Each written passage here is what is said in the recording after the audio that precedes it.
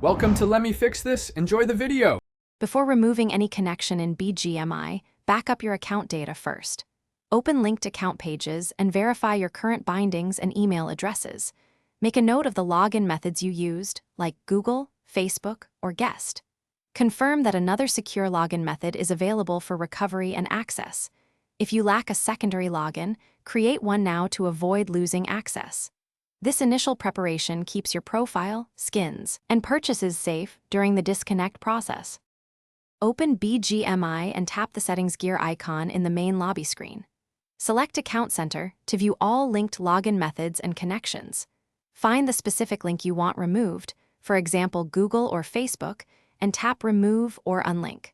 Follow the on-screen verification steps, which often require an OTP or confirmation through the linked service.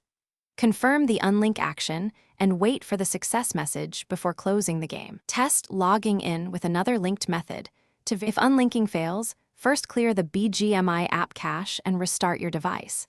Ensure the game is updated to the latest version before retrying the removal steps. If problems persist, collect your account UID, recent purchase receipts, and linked email for customer support.